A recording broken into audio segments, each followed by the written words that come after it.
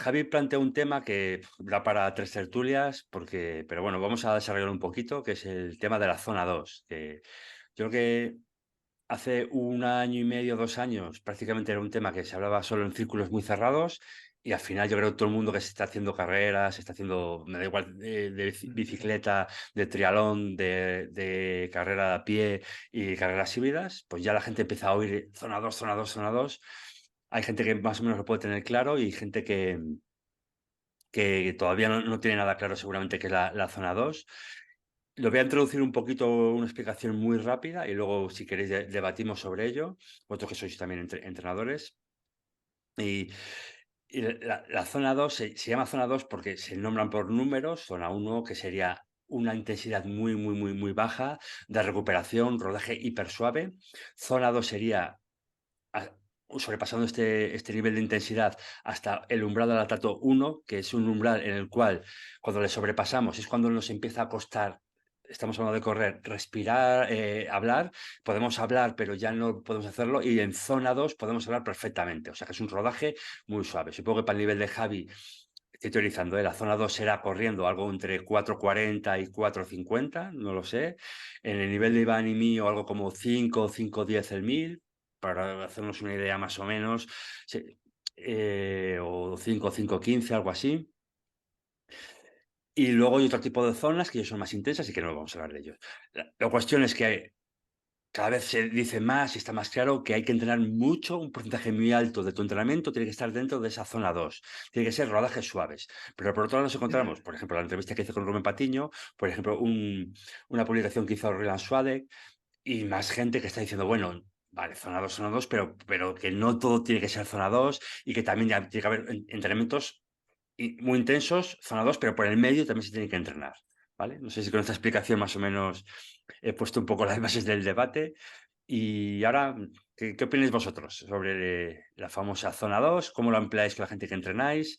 ¿Con vosotros mismos? O bueno, porque, bueno, vosotros tenéis entrenador porque ahí va a entrenar a Daniel Azola, ya Javier entrena a Thiago Lousa, o sea, en su programación. ¿Cómo lo planteáis todo esto? Javi, Venga, dale, que tú eres el que lo propuso. bueno, lo primero de todo creo que da efectivamente para 7 o 107 tertulias, porque es que es un tema tan amplio que si ni los expertos todavía llegan a conclusiones concretas, pues por algo será. No, no creo que lleguemos nosotros ahora, pero sí que creo que lo has expuesto bastante bien, esa zona pues un poco intermedia en la que digamos que si ponemos el ejemplo de construir una casa, pues poner las bases, ¿no? Digamos, un poquito, pues los cimientos. Si tú lo que quieres es un deporte híbrido o de endurance en este caso, tener un poco una base sobre la que luego construir determinados otros aspectos un poquito más concretos, como si luego tienes que trabajar la fuerza, la fatiga muscular, todo esto, pero ya teniendo una base sólida, ¿vale? Pues es muy importante que si en una competición como Hyrox tienes que ya, ya de primeras, el 50% de la competición o más, contando el Roxton, es correr, porque son 8 kilómetros de carrera con los 8 workouts, más del 50% de la competición es carrera. Entonces tienes que tener una buena base. Eso es sí o sí. O sea, igual que si vas a hacer ciclismo, tienes que saber montar en bici. Pues es que es exactamente lo mismo. Entonces, sí que yo soy un gran defensor de la zona 2 porque lo considero muy importante, ¿vale? Pero también me gusta que ahora, lo dije un poco a raíz de la entrevista de Rubén Patiño el otro día y la publicación de hace poco tiempo también, decía esto de que, pues que a ver, evidentemente que tiene muchísimos beneficios y hay que conocer la zona 2 y trabajarla, pero que no es la panacea. Y por algo durante muchos años también se ha trabajado el entrenamiento polarizado, que tocando desde la zona uno muchísimo hasta luego meter esas pinceladas en zonas pues ya muy cercanas, ¿vale? A tu máximo. Entonces, en función del tiempo que tengas para entrenar, también es muy importante que sepas manejar un poco esto. Si tienes una persona que puede dedicarle muchísimas horas, pues evidentemente yo creo que debe trabajar mucha zona 2, ¿vale? Tiene muchas horas. Cuanta más zona 2 más vas a ir desplazando tu capacidad de llegar, o sea, de tener cada vez más grande esa zona 2. Entonces, ¿vale? Te harás mejor atleta. Si tienes poco tiempo para entrenar, y la inmensa mayoría de personas que, como decimos, que practicamos esto, pues tenemos trabajo, otras personas pues tienen hijos y aparte el trabajo, y aparte no sé qué, y aparte no sé cuántos. Todo esto, pues sí que soy más partidario de un enfoque un poquito más polarizado, ¿vale? En los que se haga un trabajo de zona uno sin llegar incluso a zona 2, o sea, zona uno de verdad que puede parecer muy, muy sencillo, pero es que tiene muchísimos beneficios después y se nota. Y unas pequeñas pinceladas en zonas ya que tengas ese estímulo de competición, pero muy, muy pequeñas pinceladas, porque si no, la fatiga que te va a dejar va a ser mucho mayor que los beneficios que vas a conseguir. No sé si más o menos he dicho un poco. Y Es antes de que que No, entres, al final, Iván, antes de que entres, es que se me ha olvidado, y bueno, porque no se me olvide, yo utilizo dos recursos cuando corro para saber que estoy en zona 2, por si les sirve a la gente. Uno es, bueno, a veces alguien me puede oír y decir que estoy tarado cuando me vea, pero decir 3 frases en voz alta y notar que no me ahogo. O sea, ir suficientemente fuerte. Es decir, no ir muy, muy, muy parado corriendo, pero ir suficientemente fuerte, pero que cuando diga esas 3 frases al aire y noto que no me ahogo. Y la segunda es estar 1, incluso 2 minutos respirando solo por la nariz, corriendo y ver que no me sofoco, que no necesito. Si voy respirando solo por la nariz y veo que voy normal, sé que estoy yendo a un ritmo de más o menos de zona 2. Venga, perdona, Iván. no, qué va, qué va. Es que si no, a mí se me olvidan las cosas. Pero al final, si lo llevamos a un contexto de cualquier persona o cualquier atleta popular, el problema principal, además del tiempo, es que trabajar en zona 2 requiere de mucho tiempo y para la gente les resulta bastante aburrido. A nosotros, que nos gusta bastante, pues posiblemente a mí, si mi entrenador me pone que tengo que hacer un rodaje largo en zona 2, que tengo que correr a 5:30 o 5:40, que es muy lento, pues posiblemente yo lo haga porque estoy comprometido con ese objetivo. Pero si yo en una clase donde tengo 5 o 6 personas le meto un entrenamiento así, posiblemente no vuelva. Y eso también es bastante que te hace barajar la posibilidad de trabajar. Eso es clave, parece bobada, pero eso es fundamental, que la gente se divierta, porque si no, da igual zona 2, zona 7, que si la gente lo Tal deja, cual. pues Es que yo, de hecho, por ejemplo, ahora cuando programo los entrenos para la clase, yo decir que soy defensor de zona 2 y ver los entrenos que pongo y dicen, ¿y dónde está?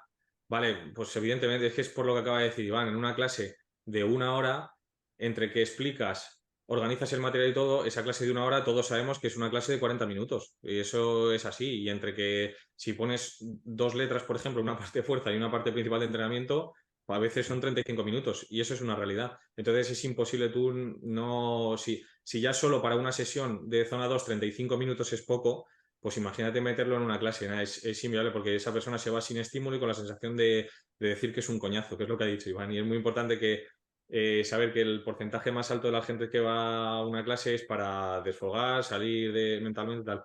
Hablamos más, yo creo, en este caso, en un contexto de competidores o gente que lleva una programación de competición que por lo menos entrena pues un número de horas a la semana pues más entre las 10 y las 14 horas. Si no, no lo veo claro. Yo creo que en una clase dirigida la zona 2 no entra, o en una parte pequeña, en el calentamiento y demás, pero donde entra la zona 2 es en los entrenamientos entre trabajos de workouts o trabajos intensos.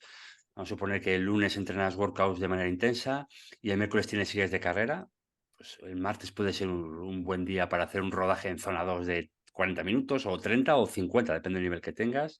Creo que es el lugar donde lo puedes lograr. Otra cosa es que la persona que haga eso le motive o diga, mira, yo hago esto por divertirme, a mí esto me parece un aburrimiento y prefiero que me pongas 15 minutos de remo, 15 de esquí, 15 de carrera, 15 de bici, que no hacer un rodaje de 1 hora que se me sube los caracoles por las piernas.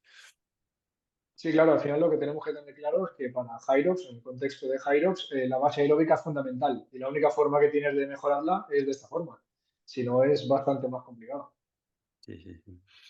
Más cosillas sobre esto. Yo la verdad que voy a hablar en el canal con mucho más detalle, con estudios científicos, porque está muy justificado esto de la zona 2, pero lo que sí que tengo claro es que eh, el principal factor en el entrenamiento tiene que ser que te resulte motivante. Si algo no te resulta motivante, da igual que sea lo mejor a nivel fisiológico, da igual, porque al final no va a valer, no va a valer. Entonces, estos entrenamientos de hacer, como yo he hecho, yo además en mi otro canal lo documenté un poco y hablé sobre ello, estuve desde prácticamente 3 meses, en abril, mayo y junio, haciendo 3 entrenamientos en zona 2 semanales. Y es verdad que ahora lo pienso en repetirlo y digo: "Puf, qué pereza". O sea, me lo voy a plantear de otra manera, ahora que he vuelto después de Barcelona paré y estoy retomándolo ahora, y estoy un poco dejándome llevar, y justo hoy por la mañana he salido de guardia y he ido a correr un poco y he dicho: "Venga, voy a abrir gas", porque es que si tengo 40 minutos para correr y encima voy parado, no, la motivación empieza a Es que costar. es fundamental, Toño, entre motivación y tiempo tienes que juntar las dos cosas y casi todos los que entrenamos, motivación posiblemente sí, pero el tiempo no, Sí, vamos todos con el tiempo justo. Yo muchos días tengo 1 hora y media para entrenar, si le quitas 15 o 20 minutos para calentar, al final te quedas 5 minutos aunque sea rápido a estirar, si tienes que entrenar en zona 2 se te complica. O sí, sí. sea, es un poco complicado gestionar eso en una semana real si no estás pensando en mejorar el nivel de rendimiento. Ujú. Hay que buscar ahí un poco las formas, como por ejemplo, mira, he visto esta mañana que ha puesto Iván que tenía un ratito de fartlek o lo que sea. Me parece una opción muy, muy buena y que yo utilizo cuando tengo poco tiempo y no quiero pasarme de pulsación. Es decir, si tengo solo, por ejemplo, 1 hora un día y quiero meter un rodaje entre que caliento y demás y me resulta un coñazo porque, joder, llevo un día un poco tosta y tal, y el momento de entrenamiento es mi momento de disfrute y me apetece tal, oye, pues te metes 3 ventanas de 10 minutos muy, muy suaves, zona 1, pero suaves, suaves de verdad, que con las sensaciones que tú acabas de decir, Toño, que dejemos el ego, nos lo guardamos en el bolsillo y te dices 3 frases en voz alta y si piensas que estás loco, pues da igual, tú confías en el proceso y ya está. 10 minutitos muy, muy suaves, una ventana de 5 minutos a un ritmo alegre, que te desafíe, que mentalmente te sientas un poquito incómodo. 3 ventanitas, si son 45 minutos al final, pero es un entreno bastante efectivo y que si haces la media de las ventanas de 10 minutos y la ventana más fuerte de 5, pues al final te queda como una especie de zona 2 camuflada, que Ujú. bueno, son al final, ¿sabes? Son formas pues, de buscarse las habichuelas y más. Lo que sí que es importante que mucha gente que critica la zona 2 es que seguramente, por lo que veo es que seguramente no entrenen en zona 2, ¿vale? Es que zona 2 no es ir a 165 pulsaciones, que eso no es zona 2, ¿vale? Es que no, hoy, mirad qué bien, buah, súper bien, rodar 11 kilómetros en zona 2, saca el despliegue de pulsaciones 157, 163, digo, te estás equivocando. Es que dentro de 2 semanas estás asqueado de la zona 2 porque te has quemado, porque tienes el sistema nervioso frito y no puedes. Y no puedes, o sea, te supone muchísimo esfuerzo recorrer 10 kilómetros. No, haz zona 2 de verdad, haz zona 2 de verdad. Ponte eso que has dicho, Toño, de loco. Yo me pongo muchos podcasts por días de tiras que hago en la bici más largas o carrera y tal. Me pongo un podcast y como que interactúo, digamos, ¿vale? Vale, suena un poco de loco, pero es verdad. Dicen algo en el podcast tal y como que lo contesto. Si soy capaz de contestarlo y tal, y paso unos minutitos solo respirando por la nariz. Eso también lo hago. Me acuerdo Ah, de haber mira. visto a Paco Bravo hace tiempo, que también muy, muy friki de todo esto y tal, y Paco lo proponía en los entrenamientos y demás. Ujú. Y me parece bastante interesante y es una muy buena forma de controlarlo.